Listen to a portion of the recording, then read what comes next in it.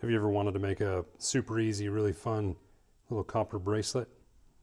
Something like this with about 1,000 different variations. I'm going to walk through a few steps on how you can do this. It's a lot of fun, pretty cheap, and very basic tools. I hope you enjoy. For this particular project, the reason I chose copper, number one, it was leftover, laying around, but pretty easy to find and really easy to work with. And in the end, it turns out pretty slick. And if nothing else, it's just a fun little project to make a bracelet that you can give to somebody. The fun thing about copper is all you have to do is heat it up and then drop it into that water to cool it off real fast, and it makes that metal super malleable.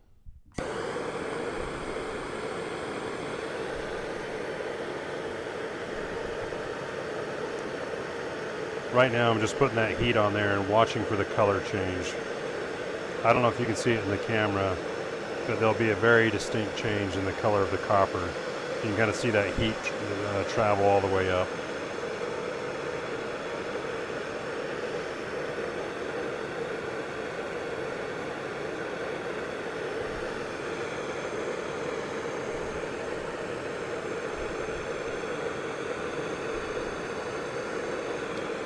And once you've seen that cycle all the way through, just get a little drop in the water. Now this part requires a high degree of skill. Only the finest craftsmen are able to smash this thing flat, but I suspect it'll work for you as well.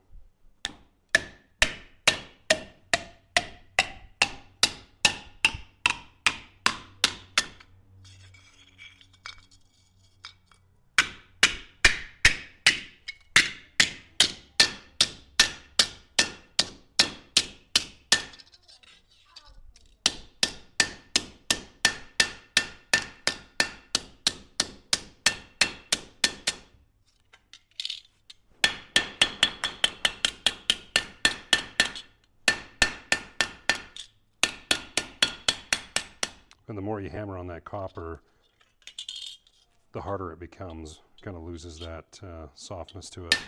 I just like to make sure that I go down these edges, smash those down real flat. That'll be important in the next step when we start to fold it over.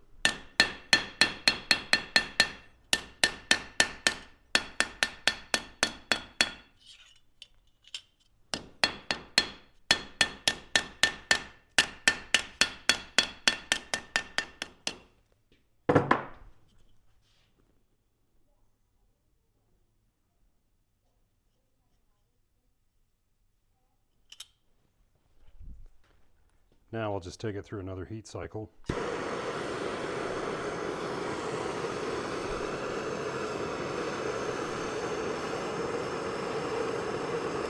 All that water trapped inside steams out.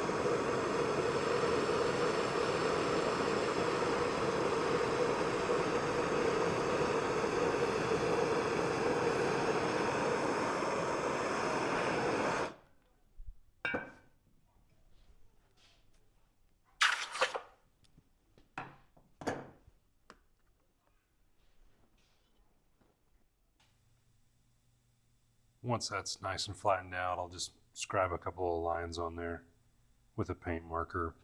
It's about 3/8 of an inch to where those are going to fold over. Next, what I do is I put that in the vise up to that red line, that first red line.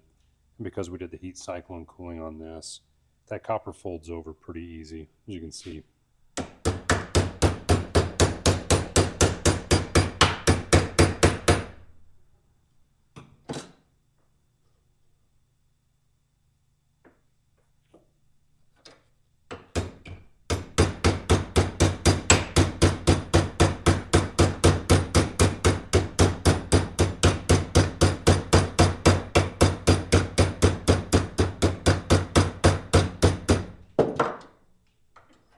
And we'll just slide that through to the other side.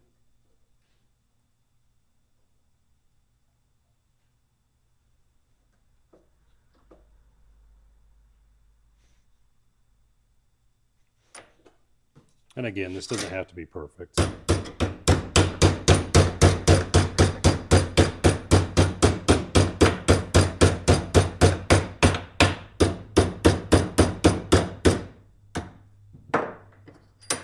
those hammer marks that it leaves in there, it's going to add to kind of the way that this whole thing turns out, so don't worry too much about that.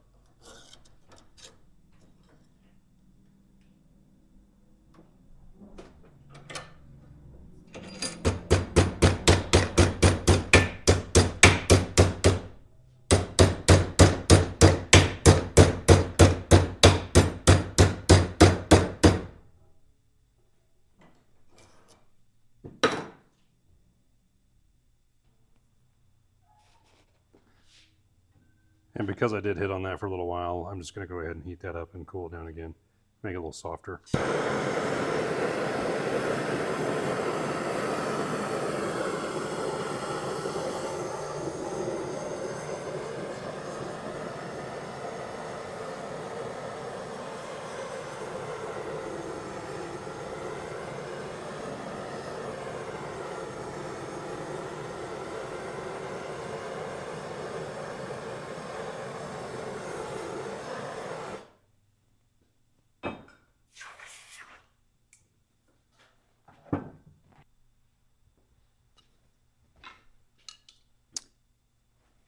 And with this part, you'll just kind of take your time. Now that it's soft again, just figure out which way you want to start on that and folding those sides over.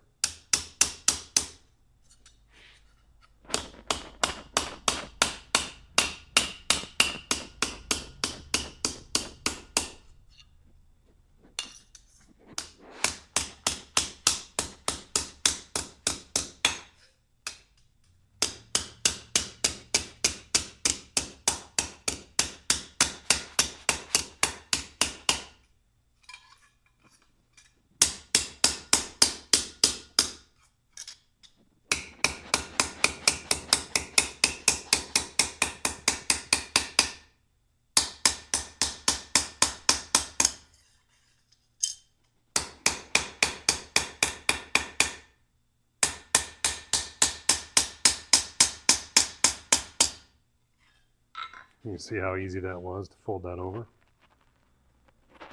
And we'll keep working that so it's just a little bit tighter, a little flatter on that. We'll go ahead and finish up that other side as well. As you can see now, we've got those sides hammered down pretty flat. And don't even sweat the hammer marks right now, because we're still going to do a little bit more finish work on that. But the hammer marks are cool anyways. And if you're making this for somebody, you can just tell me it was intentional, right? You don't have to clean it all up. Tell them you're going for that real rustic look on that. You can see how thin that is right now with that folded over. So now we're going to work in a pattern on the high sides of these, and then potentially something down the middle as well, but for sure the top. We might do a little bit of dimpling on the back, might leave it flat, not sure yet.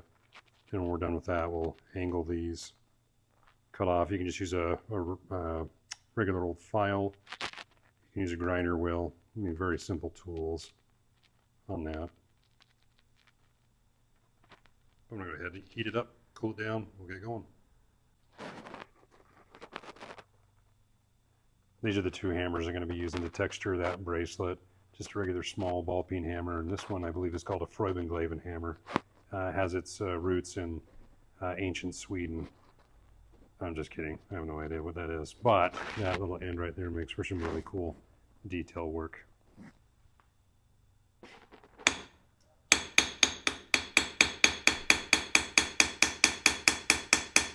And there is no method to the madness on this one.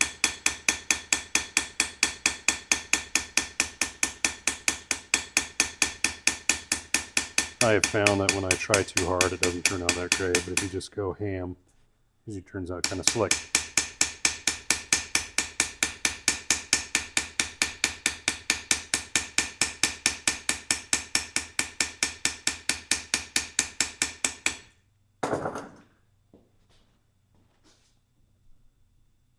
And that is really going to pop once you polish this up. And on the flip side, for this texture, I just use that ball peen hammer.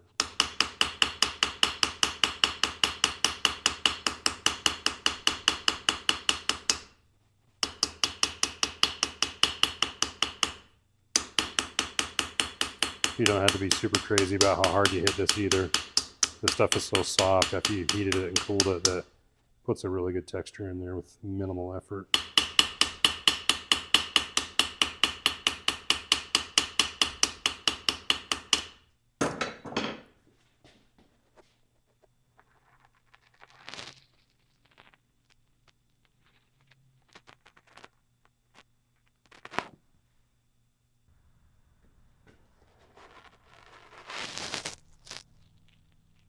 So there's the texture on that so far, and one of the things you're going to notice when you're hammering on that thing, it's going to start to warp just a little bit because that copper is going to expand in different ways.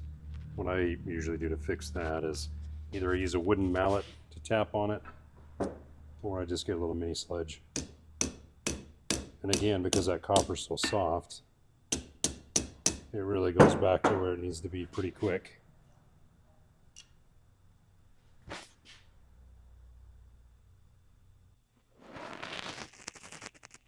There are a million different ways to finish off the ends here, but usually what I do is I just take a file to it. I mean, it's so soft that it just almost erases that metal off there, makes a very smooth transition.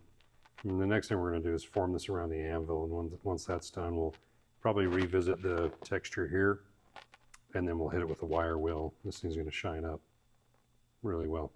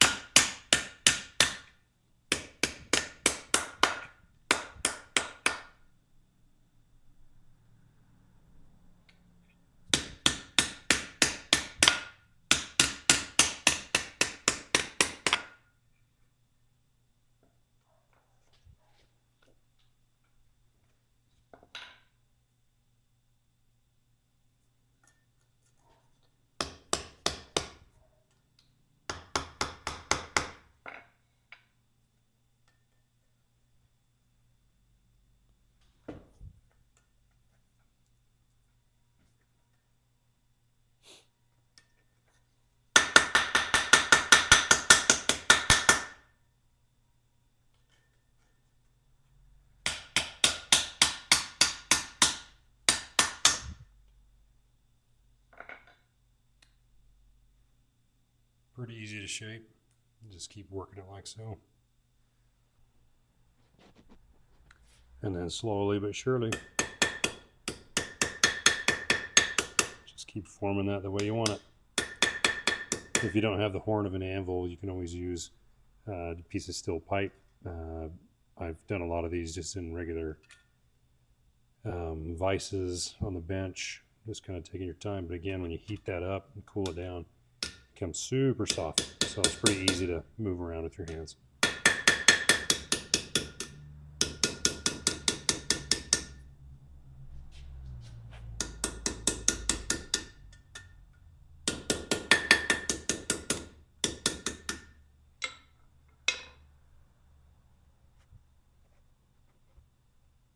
Coming along.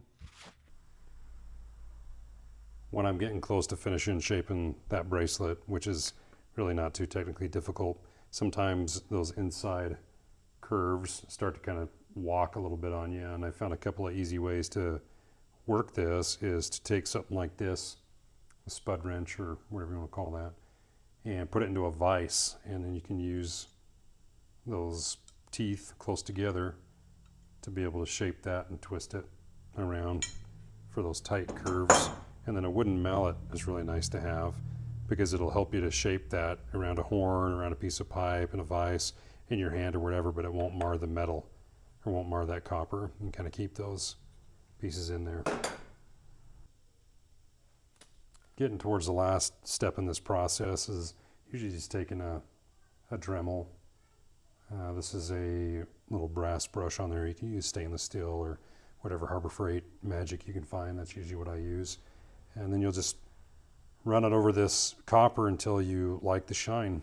I sometimes like to leave a little bit of patina in there. Sometimes I polish every nook and cranny over the whole entire piece, but it's totally up to you. Just kind of feel your way along there.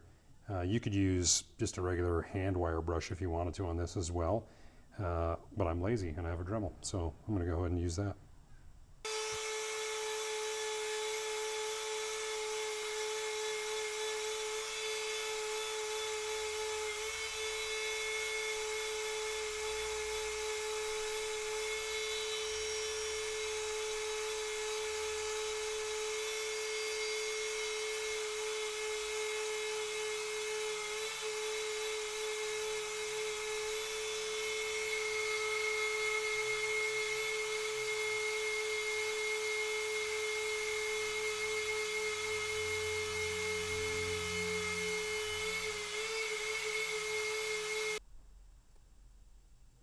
And after just putting that brass wire wheel to it for just a minute or so, you can see the contrast in that polished copper to that regular patina on there. So again, I'm going over all of this. I kind of like how that's turning out. I might even come back and put a little bit more texture inside that middle piece. But again, it's kind of a choose your own adventure. But that really does shine up nicely. You'll really be able to tell it on the inside here in just a minute. So I'll go ahead and put that wheel to the rest of the bracelet and show you the finished product. By the way, I was kind of joking earlier about using Harbor Freight brushes. This is an actual Dremel brand brass wire wheel, and it is hot garbage, brand new. I actually recommend the Harbor Freight ones, those just stainless steel looking ones.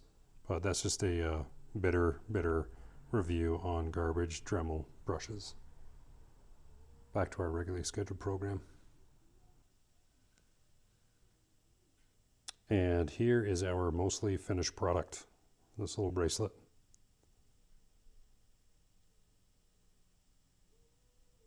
I say mostly finished because I think I'm going to go back and do a little bit more detail work inside of here and maybe throw in a few different textures along there. But you can see that that was a super easy little project.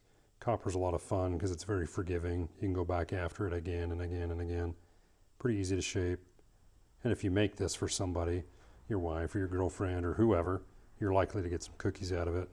If nothing else, maybe a pat on the back or a hug. But very easy, a lot of fun. Go give it a try.